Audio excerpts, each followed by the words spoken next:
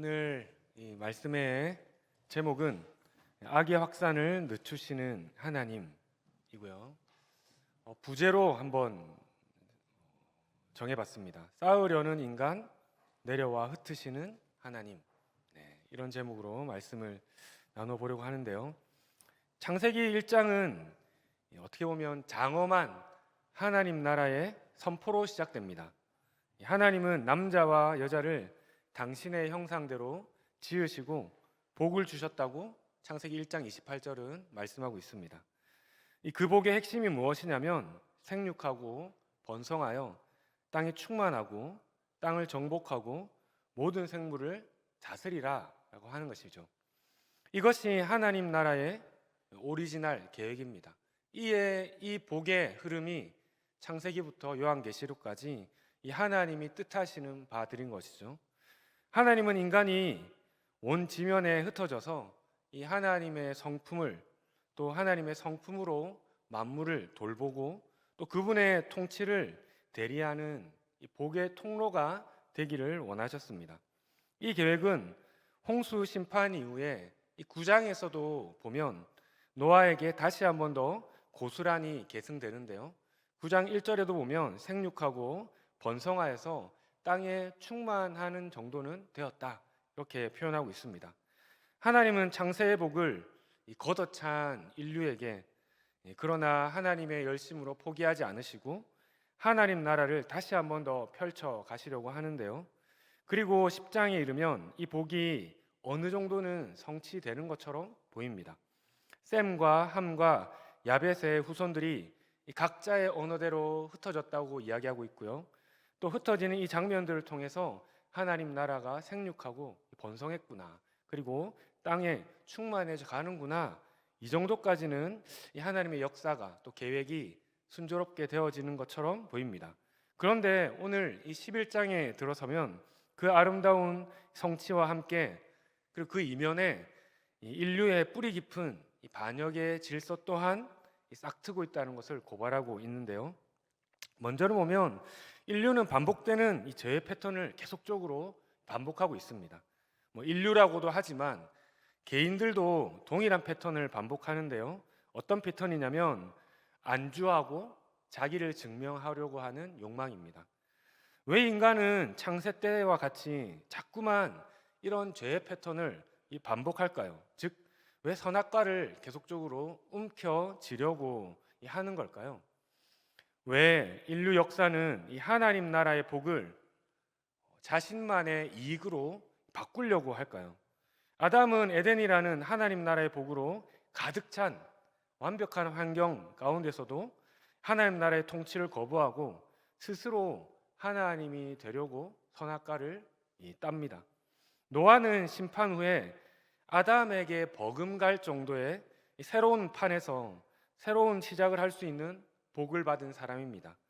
그러나 노아는 이제는 포도를 먹는 것에 그치지 않고 취해서 벌거벗고 자손을 저주하기까지 하는 죄의 패턴의 심화를 반복하고 있는 것이죠. 노아는 다시 기쁨의 이 하나님의 복을 자신의 쾌락과 저주로 맞바꾼 것입니다. 그럼 이런 안타까움에도 9장 1절의 말씀처럼 하나님은 하나님의 복을 하나님의 뜻 안에서 하나님의 계획대로 이끌어 가시는데요. 생육하고 번성하여서 땅에 충만하게 되는 하나님의 역사를 10장을 통해서 펼쳐 가시는 것이죠. 그러나 그런 분위기가 좋은 상황에서도 역시나 이 죄의 패턴이 일부에서 진행되어지고 있는 것이죠. 그 장소가 어디냐면 신할 평지다, 이렇게 성경은 이야기하고 있습니다. 창세기 10장 8절에서 10절을 보면 함의 아들 중에 구스가 이 니므롯을 낳았는데요. 이 니므롯을 어떻게 표현하냐면 여호와 앞에서 용감한 사냥꾼이 된 사람이다, 이렇게 표현하고 있습니다.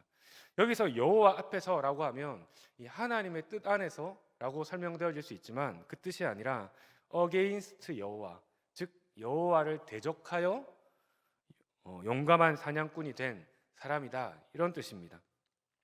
즉 여호와를 대적한다는 뜻이고요. 그런 뜻에서 하나님과 다르게 사냥꾼이 된 용사다, 그리고 이 니므롯이 시날 땅에서 시작했다. 그의 나라를 시작했다라고 성경은 이야기하고 있습니다. 니므롯에게는 시날 평지는 어쩌면 먹음직하고 보암직하고 탐스러운 땅이었던 것 같습니다. 하나님은 창세 때부터 복이 되어 흩어지라고 하셨지만 인간은 풍요로운 평지에서 안주하면서 이 하나님 나라 복을 나만의 성으로 만들려고 하는 습성을 버리지 못하고 있는 것이죠. 창세기 4장에 가인도 이 아벨을 죽이고 난 다음에 이 하나님께서 다가오셔서 이 땅이 이 가인을 계속적으로 잡아 먹으려고 할 때 그때에 이 가인이 그 죄가 너무 무겁다, 그 벌이 너무 무겁다 하면서 자기를 만나는 자마다 자신을 죽일까봐 두렵다고 하나님께 호소를 합니다. 그때 하나님께서 이 가인에게 표를 주시고 죽임을 면하게 해주셨는데요. 어쩌면 복음이죠. 죽을 수밖에 없는 자에게 죽음을 면하게 해주신 것이죠. 그런데 그렇게 면하게 해주신 표를 받고 난 다음에 그가 그 다음에 바로 했던 게 뭐냐면 안주와 자기 증명의 패턴을 즉시 반복하는데 하나님이 가인에게 도움이 되시고 요새가 되신다고 하셨음에도 불구하고 가인이 했던 것은 성을 쌓는 일이었습니다. 오늘 신할 평지에도 그런 일이 벌어지는데요. 11장 4절을 보면 성읍과 탑을 건설하여 그 탑 꼭대기를 하늘에 닿게 하여 우리의 이름을 내고 온 지면에 흩어짐을 면하자, 이렇게 그들이 이야기하는 것이죠. 이 성읍과 탑을 건설합니다.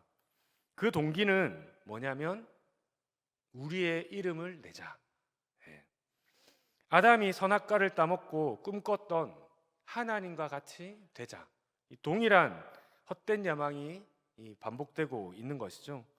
하나님이 우리에게 주신 이 하나님 나라의 복은 세상을 향해서 흘려보내라고 주신 것인데 우리는 그것을 쌓아두고 내 이름을 증명하는 도구로 사용하려고 하는 것이죠. 하나님께서 주신 복이 하나님 나라의 사명이 되지 않을 때 하나님께서 우리에게 복을 주십니다. 우리 사람에게 분명히 때로는 그것이 직장이 될 수도 있고요. 때로는 재능이 될 수도 있고 때로는 가정이 될 수도 있고 때로는 자신에게만 가져져 있는 어떠한 특정한 은사일 수도 있죠. 그런데 그것들을 자기만의 것으로 쌓아두고 또 자기만을 위하여 유익을 누리려고 이렇게 하게 될 때에 즉 하나님 나라의 사명이 되지 않을 때 그때 그것은 반드시 바벨탑이 되게 되는 것이죠. 우리는 이런 죄의 패턴에 근데 왜 빠지는 걸까요? 도대체 성경에서 우리가 볼 땐 그래 저들이 참 부족하구나, 어떻게 저 사람들이 저렇게 죄의 패턴을 반복할까 하지만 그 모습이 사실 우리 안에도 동일하게 있습니다. 우리도 때로는 우리의 능력을 또 우리의 힘을 우리를 위해서 쓰고자 하는 강한 욕망을 가지고 있죠. 죄된 습성인데요. 그런 패턴에 왜 인간은 계속 빠지는 걸까요? 우리는 모르는 사이에 또는 의도적으로 죄의 패턴에 빠집니다. 그 이유가 있을 텐데 그것은 사명을 감당하는 방식에 대한 오해 혹은 잘못된 지식 때문입니다. 어떤 거냐면 나는 이 다음에 잘 되면 하나님께 영광 돌려야지, 세상의 영향력으로 복을 전파해야지, 그리고 이렇게 성공한 사람들이 하는 간증도 아마 많이 들어보셨을 겁니다. 저는 이런 간증의 동기가 전부 잘못되었다거나 하나님의 방식과 반대라고 말씀드리는 것은 아닙니다. 분명히 그들의 동기 가운데에 또 우리의 심령 가운데에 이것이 잘못된 의도는 아닐 것입니다. 그러나 그렇게 하다 보면 우리도 주객이 전도되는 것을 우리 안에서도 경험하는 것을 보면 인간은 다 비슷하니까 그렇게 느껴지고 때로는 그런 간증들도 들리기도 합니다. 하지만 예수님의 방식과 그리고 오늘 하나님 나라의 방식과는 거리가 있어 보이는 것은 틀림없어 보입니다. 우리는 용사가 되고 싶은 사람들이죠. 이 중에서 용사가 되고 싶지 않은 사람 아무도 없을 겁니다. 나는 다른 사람들에게 휘둘리고 싶지 않아. 나는 이 세상에서 꼭 필요한 사람이 되고 싶어. 그것이 하나님의 사명이 아니라 이 땅을 위해서라도. 물론 중요합니다. 그리고 그렇게 우리는 되어질 복의 통로로서 부름받은 사람들은 맞습니다.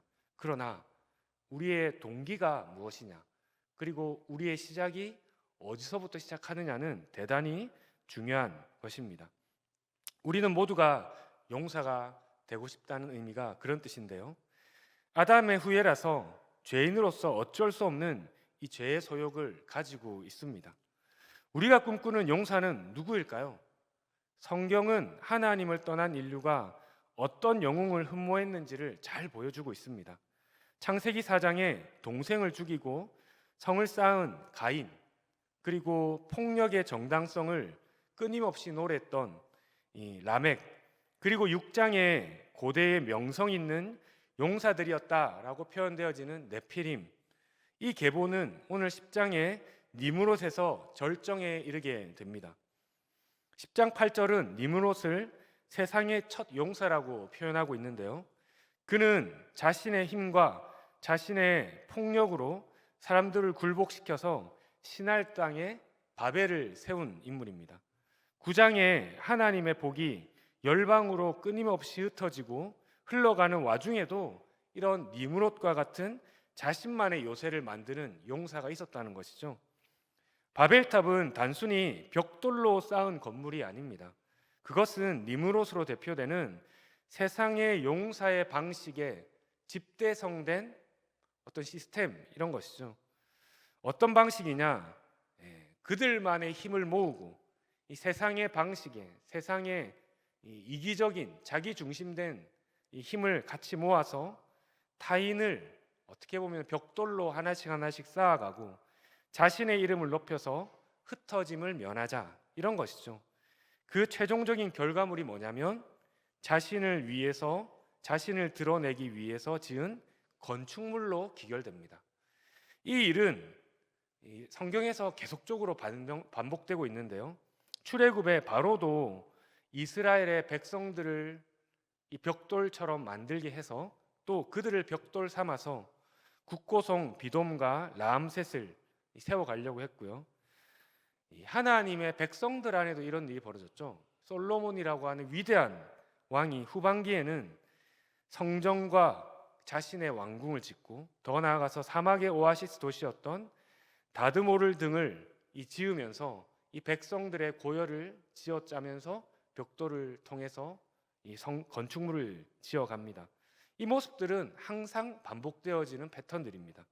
그러나 하나님께서는 그 방식으로 하나님 나라의 복을 말씀하시지 않으셨습니다. 생육하고 번성하라, 이 비슷한 것 같죠? 왠지 우리 힘을 모아서 번성하면 되는 것이구나. 그렇지만 땅에 충만하라, 땅에 충만하라. 그렇지, 우리의 영향력을 드러내어서 땅에 충만하면 되는 것일까? 비슷하지만 온 땅에 충만케 하라고 하시는 것이죠. 자신의 성을 쌓으라고 하는 게 아닙니다. 더 나아가서 땅을 정복하라. 여기서는 무력으로 억압하고 정복하라는 것이 아니라 아담이 한 것처럼 원래 땅이 받은 이 복이 열매를 맺을 수 있게 잘 경작하라고 하는 것이죠. 마지막으로 다스리라라는 이 복이 있는데, 하나님이 왕이심을 알고 하나님의 방식대로 다스려서 하나님의 영광을 모든 이들이 알게 하고 그들을 통하여서 하나님의 다스림에 찬양하게끔 하라, 이런 뜻인 것이죠. 즉 하나님의 방식은 우리의 인생의 연약함을 인정하고 서로를 섬겨 나아가면서 하나님의 이름을 높여서 열방으로 흩어져 가는 것이 하나님의 복의 방식인 것이죠. 구약 성경의 시편 33편 16절과 18절 19절을 보면 용사가 힘이 세어도 자신의 목숨을 구원하지 못하는도다. 여호와는 그를 경외하는 자 곧 그의 인자하심을 바라는 자를 살피사 그들의 영혼을 사망에서 건지심으로. 즉 세상에 아무리 힘센 용사여도 자신의 목숨을 구원하지 못하는 한낱 피조물에 불과한 것이죠. 여호와는 그를 경외하는 자 곧 그의 인자하심을 바라는 자. 세상에서는 그런 사람이 힘없어 보입니다. 누군가를 의존하는 것, 형제 자매를 의지하는 것. 야, 의지하면서 어떻게 사냐? 너의 주체적인 마음으로 이 마음을 단단히 먹고 힘있게 살아가야지. 물론 주님께 의지하는 자들은 겉으로 볼 땐 그렇게 보입니다. 그러나 그의 동기는 하나님께 의지함으로 성령에 힘입어 온전히 성령의 주체함으로 주체적으로 살아가는 게 되는 것이죠. 그러면서 그렇게 하나님의 인자하심을 바라는 자를 하나님께 살펴보시고 그들의 영혼을 사망에서 건지시는 것이죠. 하나님께 의지하는 자가 죽음을 이긴다고 하는 것입니다. 세상의 용사가 자신의 힘으로 구원받는 게 아니라고 하는 것이죠. 세상은 우리에게 끊임없이 이야기합니다. 니무롯처럼 되라고 이야기하는 것이죠. 용사가 되어라. 너의 이름을 내라. 높은 성을 쌓아서 너를 증명해라. 그러나 그리스도인은 가인과 니무롯의 길을 거부하고 곧 하나님께서 찾으셨던 기꺼이 흩어져 이름 없이 섬기는 아브라함의 길, 더 나아가서 십자가의 길로 부름받은 사람들인 것이죠. 그런데 이런 질문이 생깁니다. 하나님, 그냥 좀 그들끼리 좀 모여서 살게 좀 해주시지. 온 땅이 하나님의 땅이고 모든 사람들이 하나님의 피조물인데 그거 약간 그렇게 허용하시는 것도 하나님 어려우신가? 이렇게 생각하실 수 있겠죠. 하나님 왜 끊임없이 특별히 하나님의 사람들 또 하나님의 교회를 흩으시는가? 5절에 하나님께 이렇게 말씀하십니다. 하나님이 그들을 보시려고 어떻게 하셨다고요? 내려오셨습니다. 그리고 말씀대로 흩으시는데요. 우리는 이것을 심판으로 보기는 하지만 사실은 하나님 입장에서는 인류를 원래 계획대로 돌리시는 겁니다. 원래 복된 하나님의 이 복을 흘려보내는 통로로서 되돌리려고 하시는 하나님의 강력한 의지를 선보이는 것이죠. 재미있는 것은 그들은 하늘에 닿기 위하여서 바벨탑을 쌓았는데 하나님은 내려와서 보셔야만 할 정도로 아주 하찮은 성이었을 뿐이었다는 겁니다. 하늘에서 볼 때 엄청나게 얘네들이 정말 하늘에 닿겠구나 이렇게 말씀하시는 것이 아니라 어디 있냐 이거 내가 내려와서 살펴봐야겠다 할 정도로 우리가 인간의 욕망이 쌓은 성이 정말 보잘것없는 성이었다는 것입니다. 창조 때에 하나님께서는 각기 종류대로 하나님 보시기에 아름답게 좋게 창조하셨는데 바벨은 똑같은 벽돌로 쌓아서 구워진 획일화된 벽돌로 쌓아진 어떻게 보면 똑같은 이름을 내길 원하는 그런 성이었습니다. 그러나 하나님은 언어를 혼잡케 하셨고요. 그들이 다시 각기 종류대로 아름다움을 온전히 회복할 수 있도록 그들을 흩어버리십니다. 하나님은 니므롯의 어떻게 보면 폭력적이고 획일화된 하나됨을 깨뜨리시고 하나님의 창조의 이 복 안에서 누리는 다양하고 다채로운 흩어짐으로 회복시키시려고 하시는 것이죠. 이 회복의 완성은 나중에 사도행전 2장의 이 오순절의 사건으로 드러나게 됩니다. 세상의 용사들은 칼로 이 언어를 통일하려고 했지만 그러나 성령님을 통해서 각 언어 속에 하나님의 영광을 담으시려고 하나님은 하시는 것이죠. 그러면서 사도행전 2장 8절과 11절을 읽어보면 우리 각 사람이 난 곳 방언으로 듣게 되는 것이 어찌 됨이냐 하나님의 큰 일을 말함을 듣는도다. 흩어졌던 하나님의 이 언어가 한 언어로 모여지는 것이 아니라 각자의 언어로 하나님의 영광을 돌리게 되는 이 오순절의 사건이 벌어지는 것이죠. 하나님께서 하신 바벨에 대한 역사는 심판처럼 보이기도 합니다. 그러나 하나님의 진심은 우리들의 계획을 흩으실 때 그것은 우리들 벌하시려고 하는 데 있지는 않습니다. 물론 벌하시죠. 징계하십니다. 그러나 아버지가 자녀를 징계하는 데는 이놈 죽어봐라. 물론 이제 죽어봐라는 상투적인 관용적인 표현을 할 수 있지만 정말 죽이시려고 하는 것은 아니시겠죠. 더 중요한 것은 하나님의 아버지의 원래 계획대로 원래 복을 주시려고 아버지의 마음을 담아서 징계하시는 것이죠. 우리는 우리가 만든 좁은 바벨의 가봉에서 우리를 하나님께서는 끄집어 내셔서 하나님이 만드시는 광활하고도 넓은 이 은혜의 지경으로 우리들을 보내시려고 합니다. 고인물은 썩기 마련입니다. 흘러야 정화가 되는 것이죠. 바벨의 무너짐은 곧 새로운 하나님 나라의 창조의 시작이기도 합니다. 그래서 심판은 곧 구원이기도 한 것이죠. 말씀을 마무리하려고 하는데요. 인간의 역사는 가인과 라멕과 네피림, 니므롯으로 이어지는 용사들의 기록들을 적습니다. 그래서 과거의 왕들의 기록, 또 유명인들의 기록, 전기를 쓰잖아요. 그리고 그 전기들을 우리는 보고 탐독하기도 합니다. 물론 안 하는 것보단 낫겠죠. 그러나 성경에서는 그 어느 곳 한 군데도 인간의 위대함을 말하지 않습니다. 성경은 하나님의 섭리의 위대함을 말씀하실 뿐이죠. 그리고 그들처럼 스스로 하늘에 닿으려고 했으나 결국은 흩어지게 되더라. 이것이 성경의 내용입니다. 세상은 용사들을 기억하고 용사가 되라고 오늘날까지 강조합니다. 하지만 하나님의 눈은 그들에게 있지 않습니다. 하나님은 바벨의 그런 엄청난 혹은 그들만의 이 소동이 끝나고 난 다음에 아무도 주목하지 않던 이어서 셈의 족보를 나열합니다. 그리고 그 셈의 끝자락 가운데에 한 노인을 우리에게 보여주는데요. 그것이 바로 아브라함이죠. 그리고 창세기 12장은 그 보잘것없는 한 노인의 이야기로 시작됩니다. 재밌는 것은 셈이라고 하는 이 히브리어 단어의 뜻이 이름이라는 뜻입니다. 바벨은 창세기 11장은 자신의 이름을 높이기 위해 했던 그 사람들이 이제는 창세기에 하나님께서 어떤 인간에게 그 이름을 높여줄까 찾으시는 이야기로 바뀌어지게 되는 것이죠. 아브라함은 니므롯처럼 용사가 아니었습니다.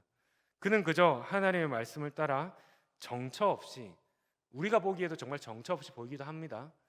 그런 정처 없이 흩어지는 이 순종의 사람으로서 하나님의 이야기가 이어지는 것이죠. 바벨의 사람들은 우리의 이름을 내자고 끊임없이 선포합니다. 오늘도 여전히 그런 세상의 메시지가 난무하죠. 그러나 11장의 족보는 셈을 거쳐 결국 12장의 아브라함으로 이어지고요. 그리고 하나님은 아브라함에게 이런 약속을 하십니다. 창세기 12장 2절에 보면 내가 네 이름을 창대하게 하리라. 하나님이 아브라함의 이름을 창대하게 하신다는 겁니다. 이것이 기독교입니다. 종교는 내가 벽돌을 쌓아서 내 공로로 나의 오체투지로 나의 수행으로 신에 닿고 신에게 증명을 해 보이려고 하는 것이라면, 복음은 내가 쌓은 벽돌을 내려놓고 하나님이 주시는 이름을 받아들이고 하나님께서 쌓아가시는 그 다채롭지만 영광스러운 하나님의 그 성을 내가 하나의 일부로, 그렇지만은 하나님의 영광스러운 성의 그 일부로 쌓아져 가는 것이 바로 기독교인 것이죠. 세상은 여전히 우리에게 니므롯처럼 자신만이 높은 성을 쌓으라고 유혹해 왔고 유혹하고 있고 앞으로도 유혹할 겁니다.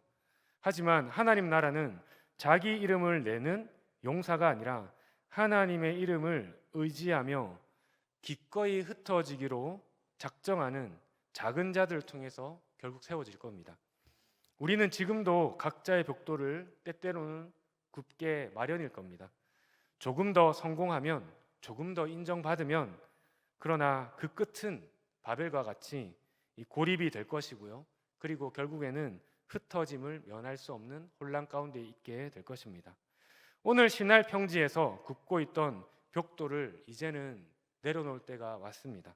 그리고 우리를 위해서 친히 낮아지시고 흩어지신 진정한 우리의 주인이시자 우리의 왕이신 예수 그리스도를 바라보고 우리 또한 하나님의 방식대로 그리고 우리의 주인이신 주인의 방식대로 우리는 인생을 다시 한 번 더 재편해야 될 겁니다.